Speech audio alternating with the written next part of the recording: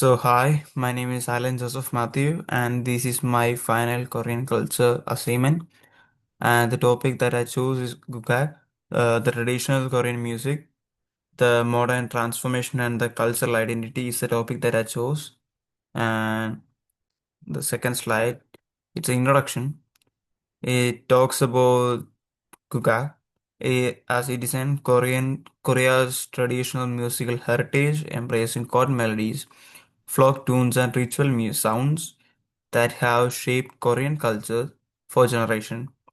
This talk will trace the origins of Gukak, explore its many evolutions into the contemporary expressions, and examine its significance in today's world. So, what do you mean by Gukak?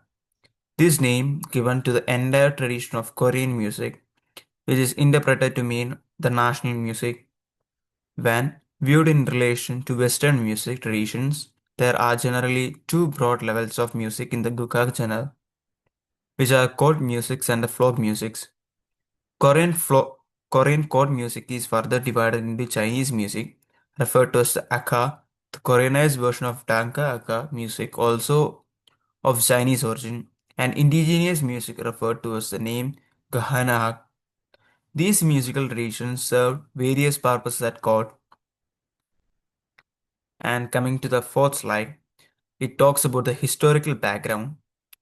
The history of music of the Korean Peninsula should span the entire history of Korea, but it took until the 15th century under the rule of King Shea and Joseon dynasty. It runs around 1392 to 1910 to develop into a studied and systemized form, which produced the first true mensural musical notation system in Asia. As part of his chord music reform, King Sejong not only developed Korean music notation system but also composed dedication ritual music, which is used to be during the royal ancestral ritual and a tradition now inscribed on the UNFO a representative list of intangible cultural heritage of humanity in 2001, and also known as the joy of the people. The word Gukha originally came into the use of the government agencies, also called Jahan and the Lee Johansson government body responsible for music to distinguish between traditional music and foreign music. So the fifth slide is talking about which are the types of Gukha. The Gukak are three broad genres. The first is genre, also known as a chord music, which symbolizes of of the music of twilight. The second is minstrel, also known as a folk music, which evolves the emotions and stories of the people. The third is the music during the Shamaski and the Confucian ritual.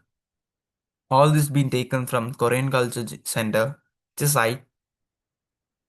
So, uh, what about the sixth slide? The sixth slide, it's chord music. Zinog has a calm, elegant, and slow tempo. Zinog music is said to have conducted during royal court ceremonies. These genres include Aka, Ahanga, and Tanga music. These are genres that values dignity and harmony, which are reverted by traditional Korean society. So coming to the seventh slide, folk music. Folk music is more expressive, including dynamic musical style such as Sancho and O and Minnow, and of course the well-known narrative tradition of Pansori. The Korean folk music's everyday life talks about everyday life, happiness, struggles, and fun as mirrored. So, what is Pansori? Pansori is a significant genre of music and a drama under the Kukak, which involves a singer and a drummer telling long narratives. Moreover, it has been recognized by UNFO as an cultural heritage. The singing techniques and the expression of emotions categorized by Pansori, added to its great importance. So, what are the instruments used in the gukha? The gukha takes into consideration various traditional musical instruments. The string musical instruments are represented by the guha and the jion, and the winds are represented by the piri and the decanum. The percussions musical instruments are represented by jangu and the pad. Every musical instrument has a unique timbre. So, the instrument called kohanam. Kohanam is known to be one of the most symbolic musical instruments. This is due to the soft and rich sound produced by the instrument, which enables it to be used in a variety of musical styles. Quite a number of children learn to play this instrument. Salnuri. Salminuri refers to a setup for indigenous musical instrument called the kahari, jung, jang, and boom. This musical genre is marked by the fast-paced rhythm, strong rhythmic expression, and a high level of showmanship. In most cases, it is often used during festival performance and is symbolic of vitality. What is the Korean cultural significance? Gukak is also important part of the ceremonies, rituals, and the national events. Thus, it is a representation of the Korean identity. The National Gukak Center is actively engaged in the preservation and the training of new generation of musicians. Global influence. The Korean wave has also increased the global exposure of Gukak. International students Moreover, the international students learn about the Korean musical instrument and performance of Kukhak are broadcast to international locations. Several editions of Kukhak has been recognized by UNESCO. Also, these shows increase global interest in the Korean culture.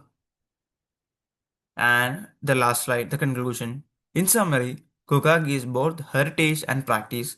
As such, it is a living heritage that continues to evolve theoretically and practically. Study of Kokak will therefore improve understanding of Korean culture, identity, and shed more light on the creative ways society is able to utilize music to connect. And these are the reference. So, thank you. Have a nice day.